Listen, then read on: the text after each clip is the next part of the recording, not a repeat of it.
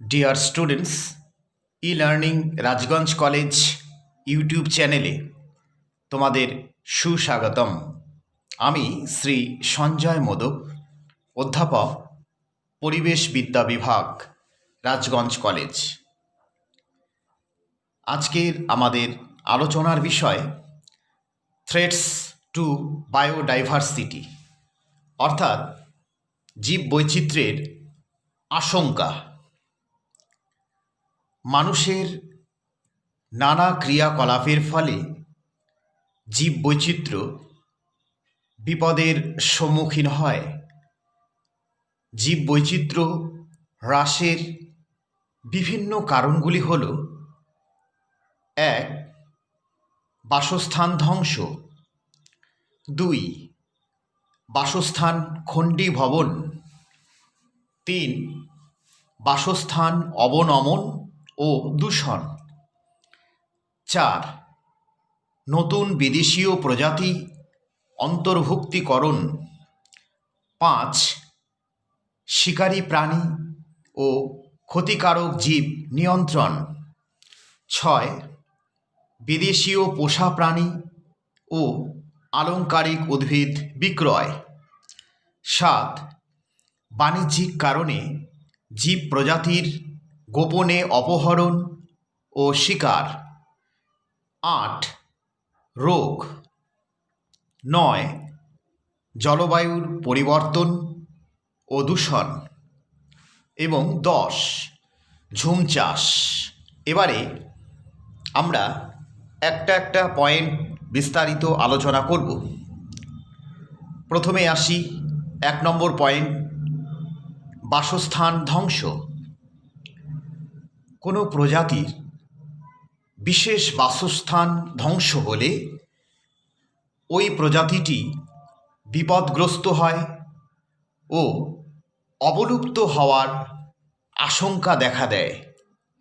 বিগত 160 বছর পূর্বে 1850 খ্রিস্টাব্দে সমগ্র পৃথিবীতে জনসংখ্যা ছিল 1 বিলিয়ন। 1990 খ্রিস্টাব্দে এই জনসংখ্যা হয় 5.3 বিলিয়ন। 2010 খ্রিস্টাব্দে যা 6.9 বিলিয়ন এবং 2019 খ্রিস্টাব্দে 7.7 বিলিয়নে দাঁড়ায়। এইভাবে জনসংখ্যা বৃদ্ধি পাওয়ায় বিভিন্ন দেশে, বিশেষ করে দ্বীপগুলিতে বিভিন্ন জীবের প্রকৃত বাসস্থান ধ্বংস হয়।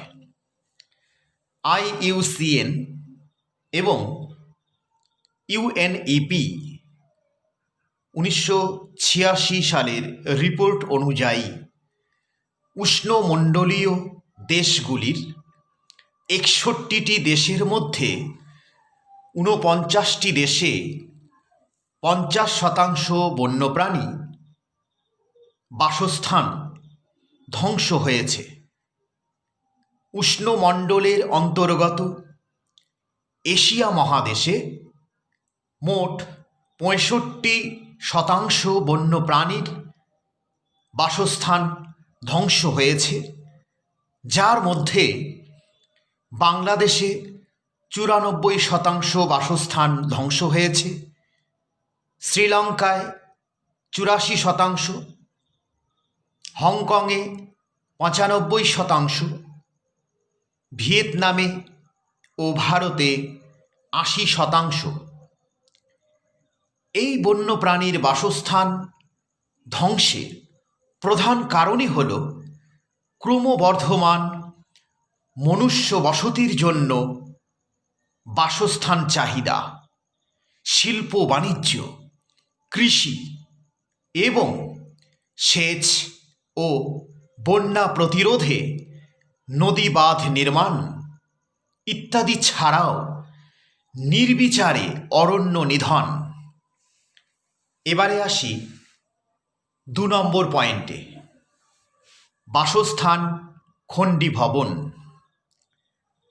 রাস্তা ও রেলপথ নির্মাণ, বড় মাঠ, শহর, নগর, খাল ইত্যাদি নির্মাণের কারণে জীবের বিস্তৃত বাসস্থান একাধিক খণ্ডে খণ্ডে বিভক্ত হয়ে পড়ে এবং খণ্ডিত বাসস্থানগুলির মধ্যে কোনো যোগাযোগ পথ না থাকায় জীব প্রজাতিগুলি বিচ্ছিন্নভাবে বসবাস করে এবং বিভিন্ন কারণে বিস্তার লাভ করতে পারে না।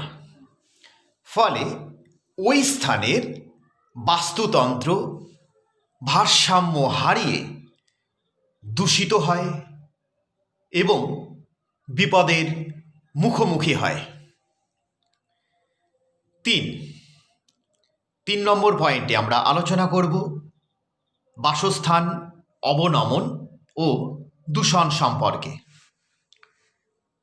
বাসস্থান অবনমনের প্রধান কারণই হল পরিবেশ দূষণ।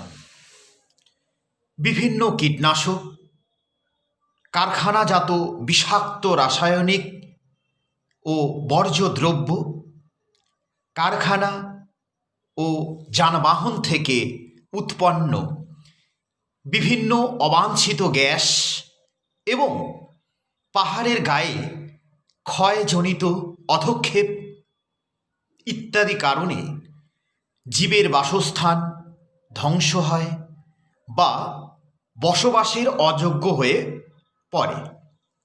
এর ফলে ওই অঞ্চলের জীব সম্প্রদায় বিপদের মুখোমুখি হয়। এবারে আমরা আলোচনা করব 4 নম্বর পয়েন্ট, নতুন বিদেশীয় প্রজাতি অন্তর্ভুক্তিকরণ। অনেক সময় জীব সম্প্রদায় অক্ষত থাকলেও মনুষ্যজনিত কারণে অর্থাৎ আমাদের কারণে জীব বৈচিত্র্যতা হ্রাস পায়। মানব সমাজের সুবিধার জন্য কোনো বিদেশীয় প্রজাতি কোনো বাস্তুতন্ত্রে অন্তর্ভুক্ত করলে ওই স্থানের নিজস্ব স্বদেশীয় প্রজাতি নষ্ট হয় এবং প্রত্যক্ষভাবে প্রভাবিত হয়।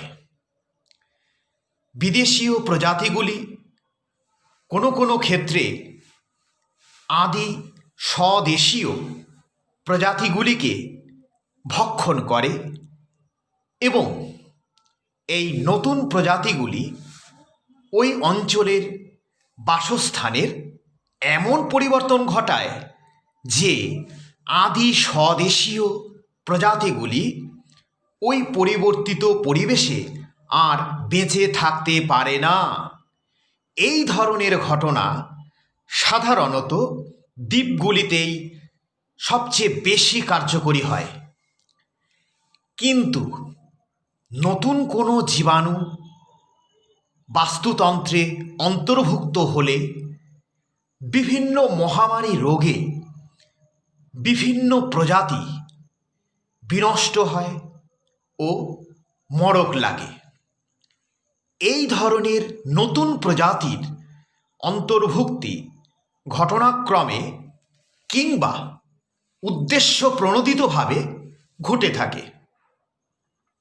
ওয়াশিংটনের অলিম্পিক ন্যাশনাল পার্কে 1920 খ্রিস্টাব্দে মাত্র 11টি পাহাড়ি ছাগল আমদানি করা হয়েছিল। 1980 খ্রিস্টাব্দে ওই ছাগলগুলির সংখ্যা বৃদ্ধি পেয়ে হয়েছে 1175টি এবং এরা পার্কের গাছপালা খেতে শুরু করে ও বিভিন্ন আদি স্বদেশীয় উদ্ভিদ প্রজাতি ধ্বংস করতে শুরু করে দেয়। অবশেষে এদের নির্বীজকরণ, হত্যা ও স্থানান্তরিত করে ওই অঞ্চলের পাহাড়ি ছাগলের সংখ্যা নিয়ন্ত্রণ করা হয়। আবার মধু উৎপাদনের জন্য 1957 খ্রিস্টাব্দে ব্রাজিলে আফ্রিকান ঘাতক মৌমাছি আমদানি করা হয়েছিল, কিন্তু এরা স্বদেশীয় অনেক মৌমাছিকে ধ্বংস করে ফেলে এবং মধু উৎপাদনের উল্লেখযোগ্য হ্রাস ঘটায়। একই সঙ্গে এরা অসংখ্য গৃহপালিত প্রাণীকেও হত্যা করে। এবারে আমরা আলোচনা করব 5 নম্বর পয়েন্ট, শিকারী প্রাণী ও ক্ষতিকারক জীব নিয়ন্ত্রণ এই সম্পর্কে। আফ্রিকার চাষিরা তাদের খাদ্যশস্যকে রক্ষা করার জন্য প্রতি বছর অসংখ্য হাতিকে হত্যা করে। আমেরিকা যুক্তরাষ্ট্রের কৃষি জমির ও গৃহপালিত প্রাণীর মালিক ও সরকারি সংস্থা 1929 খ্রিস্টাব্দে প্রায় সমস্ত প্রেইরি কুকুরকে বিষ প্রয়োগ করে হত্যা করে। এর কারণ এদের তৈরি গর্তে পড়ে অনেক গৃহপালিত ঘোড়া এবং অন্যান্য জন্তুর পা ভেঙেছিল, কিন্তু এর ফলে ওই অঞ্চলের এক ধরনের নকুল জাতীয় জন্তুর, নকুল মানে বেজি, সংখ্যা বিপজ্জনকভাবে হ্রাস পাচ্ছিল। কারণ এই নকুল জাতীয় বা বেজি জাতীয় জন্তুটি প্রেইরি কুকুরকে খাদ্য হিসাবে গ্রহণ করে বেঁচে থাকে।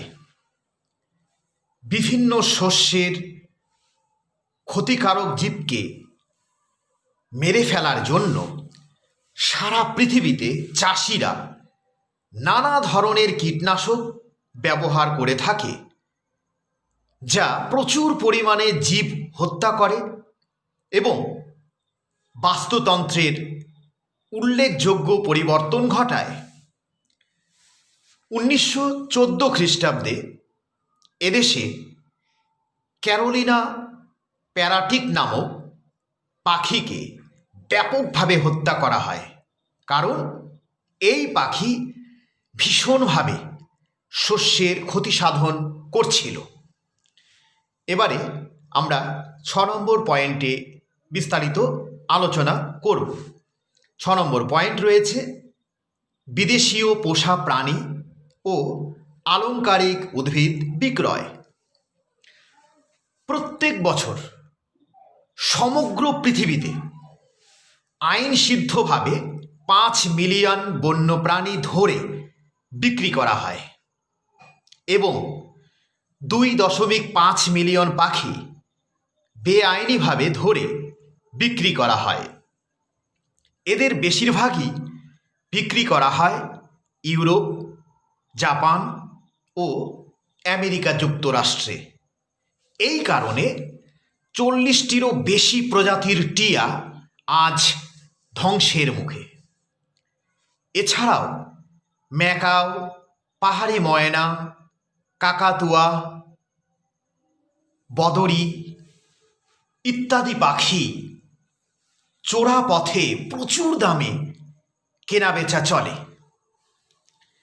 বিভিন্ন আলংকারিক উদ্ভিদ, বিশেষত বিভিন্ন ধরনের অর্কিড, ক্যাকটাস ইত্যাদি একই কারণে চোরা পথে বিক্রি হওয়ার ফলে বিভিন্ন উদ্ভিদ প্রজাতি সম্পূর্ণ ধ্বংস হয়েছে এবং বেশ কিছু ধ্বংস হওয়ার মুখে। এবারে আমরা 7 নম্বর পয়েন্ট আলোচনা করব। 7 নম্বর পয়েন্টে রয়েছে বাণিজ্যিক কারণে জীব প্রজাতির গোপনে অপহরণ ও শিকার। বাণিজ্যিক দিক দিয়ে লাভের কারণে ব্যাপকভাবে সংগঠিত অপরাধীরা বন্য জন্তু বেআইনিভাবে গোপনে অপহরণ করে জীবিত অবস্থায় তাদের বিক্রি করে অথবা শিকার করে মৃত জন্তুর দেহের বিভিন্ন অংশ বিক্রি করে থাকে।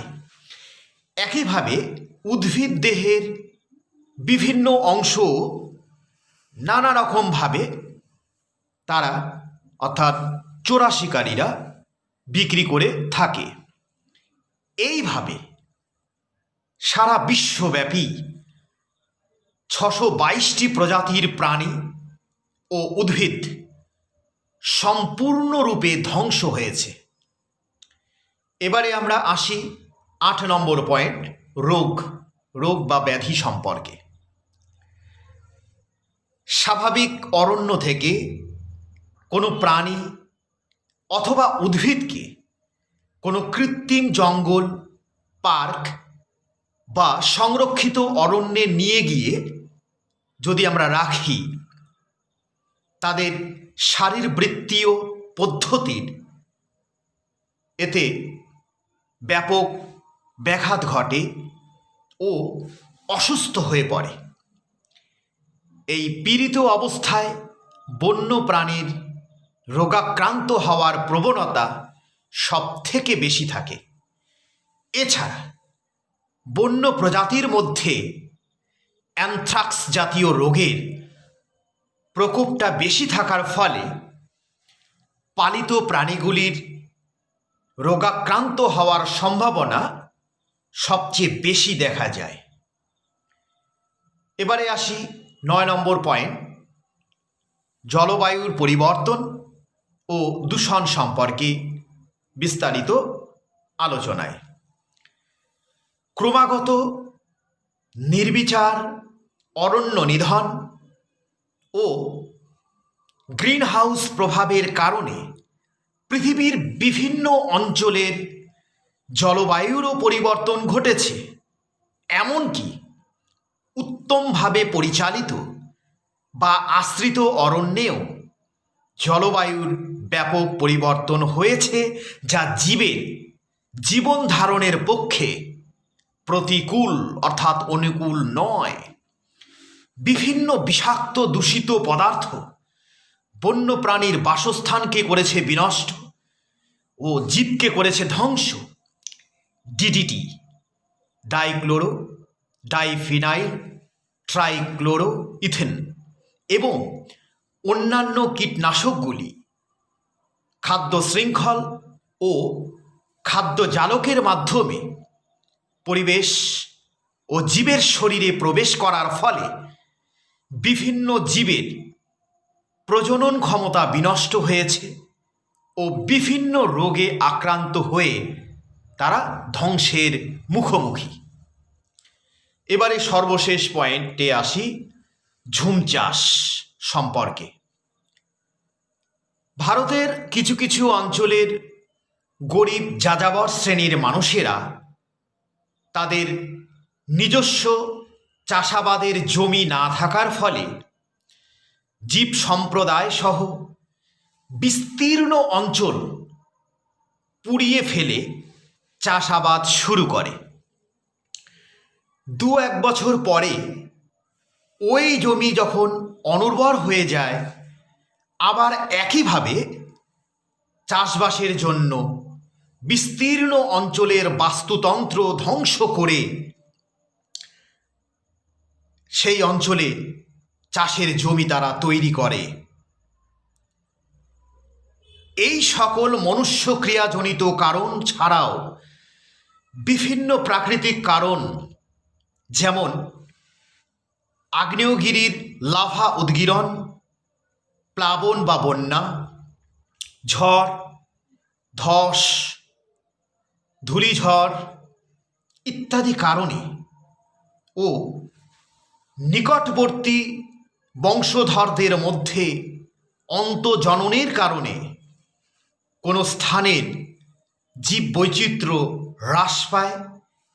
এমনকি কিছু কিছু প্রজাতি সম্পূর্ণরূপে বিলুপ্ত হয়ে যায়। Thank you.